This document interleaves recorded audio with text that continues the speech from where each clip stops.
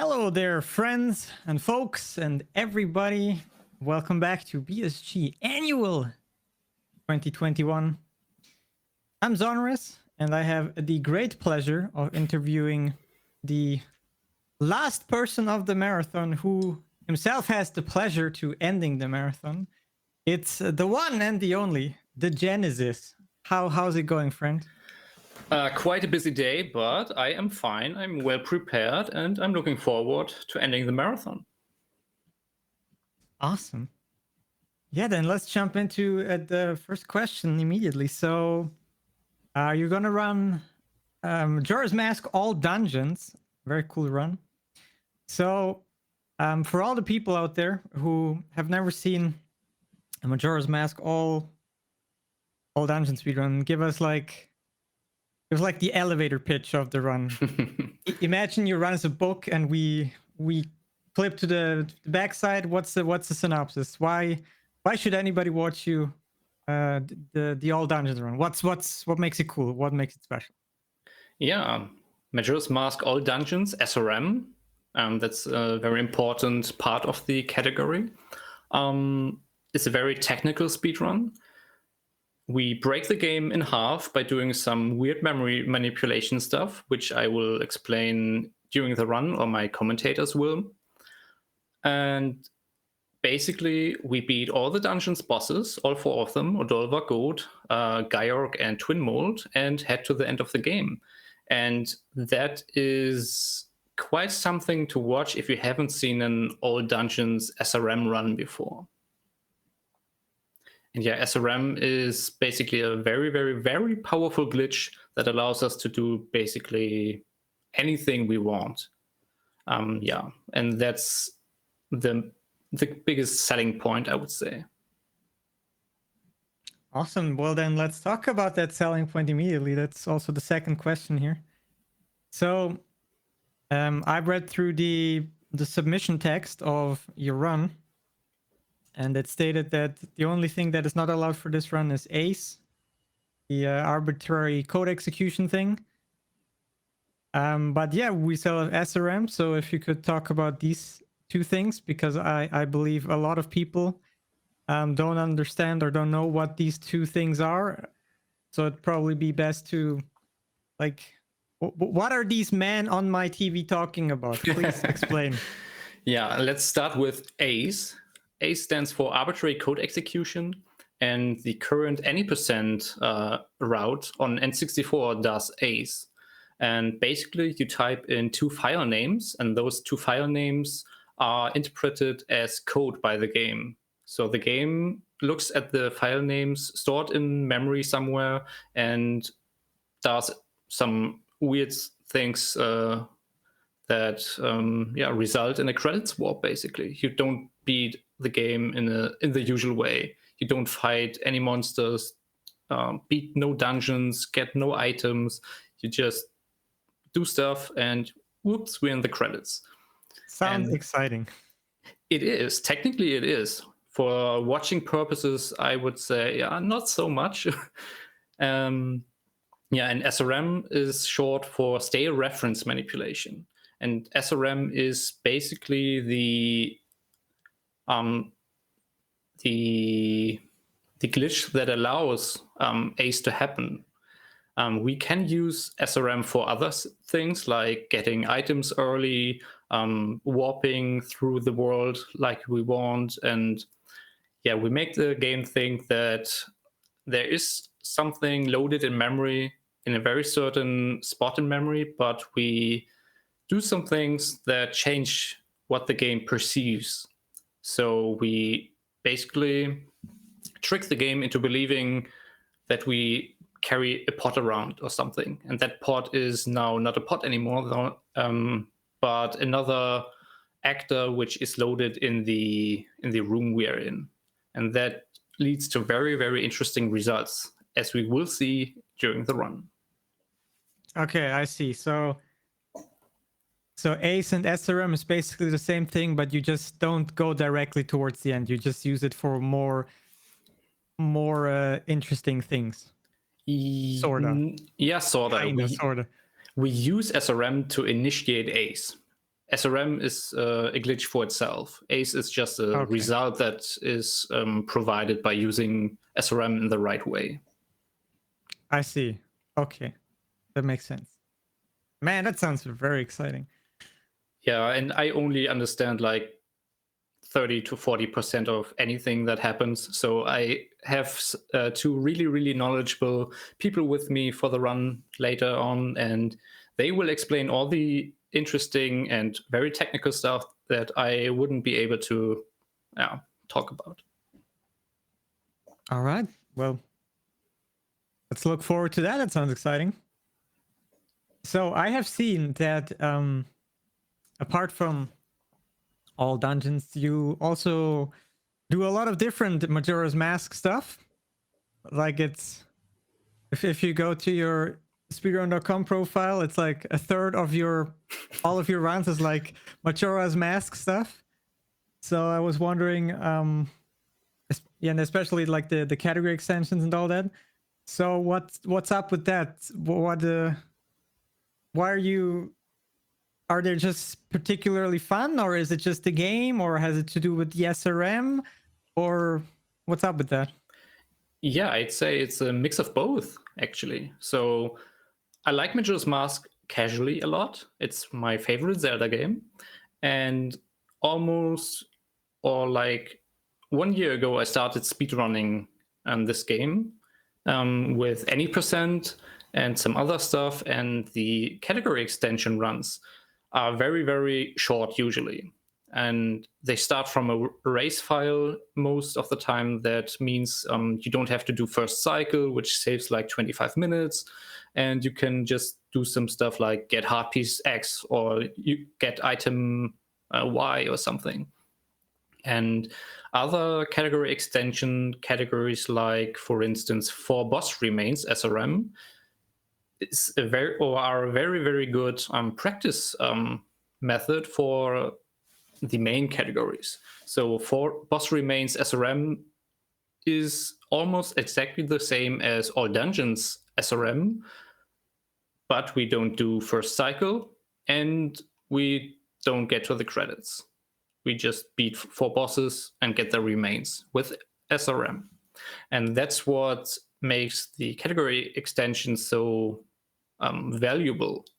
You can practice seemingly random stuff and you will greatly profit in your upcoming runs for main categories like all dungeons restricted, any percent, 100%, or like all fairy rewards or something. There are lots of cool categories to do, and I just started, so there will be a lot more categories I'm interested to run. Yeah, I took a look at those, and I thought that you already did a lot of them, but when I went to the actual extension page, it's like a lot. It's So a lot. Are you planning on doing all of them or most of them? Oh no. No like checklist for doing all of them? I am not Enob, and yeah, now Enob wanted to get world record in any meme category, so every category extension category there is at one point, and yeah, that's like, I don't know, 100 categories to run. Some of them are like really short, like 10 seconds or something, but a few of them are quite a bit longer. I see. And yeah, it's really fun to do, and especially when you're starting off, like get mask, the Bremen mask. Yeah, it's not a big task, but you have to get perfect in your movement, and in order to get like good times, competitive times. Most of the categories are really, really stupid. Like crash the game. Okay, just do that. I can't imagine that takes particularly long, does it? Like 35 seconds or something. Nice. Okay. Yeah, there are multiple ways to do certain certain stuff. It's ridiculous. Or let the moon crash as fast as you can. Okay, why not? Okay, so basically all the category extensions is basically when you take like the main categories and you strip them down to like individual parts, and a lot of memes on top of that. Oh yeah, and That's like memes are important. So, obviously. yeah, the most recent addition is the bonus run you can donate for. Release Coco. The Coco is a chicken in the observatory, which is trapped in a cage, and we want to release that Coco. So we need a little bit of money for that, though. You heard it here, folks. If you want some more bonus run or a little bonus run at the end, please donate. I think Zelda can talk to you all about it in the later. But you heard it here. Also, do donate, please. There's cool stuff coming up. Yeah. Also, while I was browsing your speedrun.com page, I have seen, well, firstly that you speedrun a lot of Zelda games and a lot of Pokemon games. But just taking a closer look, I kind of saw that you especially like doing games that are pretty broken with like glitches and stuff. Not all of them, but like quite the majority of them rely on some very heavy like internal memory manipulation thingy. Like the first and second generation of Pokemon have like stuff like that where you do some memory stuff, which is super interesting to me. But I was wondering, do you like specifically run these games because of these glitches, or is this just sort of a coincidence? The reason is basically I was watching some events like GDQ, ESA, BSG back in the day, like 2014, 15, and decided one day, well, what they can do, I can do too. And so I watched a Pokemon Blue reverse batch order run by Etiquette for GDQ, I don't know, 2015 or something. And I was so in awe by the technicality behind the run and wanted to learn that basically to show off some stuff for local German shows or something. And I really like how broken games can be, and I like the effect broken games most always have while showing them off to people who don't know the game or the glitches, or the shaking their heads in disbelief that you can finish a game like Ocarina of Time in less than 10 minutes. For people who played that back in 1998, they took weeks to complete it one time. And yeah, we do some stuff and are in the credits. I really like that. Glitchless is fun as well, but I really like heavily glitched runs. Yeah, when you do that and everybody's like, whoa, what did he just do? How did he do that? Whoa. Yeah, how did he get a Charizard level 127? Okay, and how does he beat Giovanni first and not Brock? Or how do we get the Fierce Deities mask in less than 30 minutes? Yeah, especially when they join like mid-run and they maybe have not heard like the first explanation of certain glitches, and then you do them and then, whoa, what just happened? That's crazy. Mm-hmm. Yeah, that's definitely a sentiment that I can relate. I also like doing that like glitchy stuff, and everybody's like, whoa, what is happening? Yeah, and the good thing is, especially for Pokemon, there is not much execution you have to be good at. You have to memorize a lot of stuff, yeah, sure, but you don't have to press frame perfect stuff here and pixel perfect stuff there. You just do you do the same thing every time in the exact same order, and the only thing you have to be aware of is one mistake will most likely lead to a crash.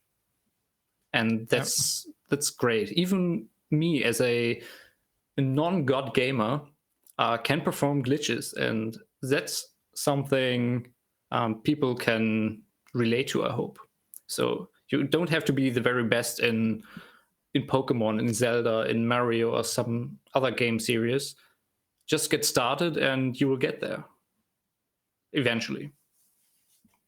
Yeah, you heard it here. This is yeah, that's a good point. So if somebody here in chat is thinking about maybe learning a speedrun, but it's too hard. I don't think I can do that.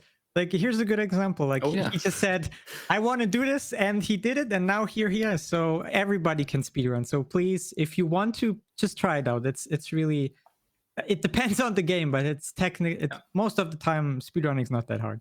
Oh yeah, and most games have dedicated Discord servers where you can ask questions, get resources, routes, and everything. So that's a nice starting point.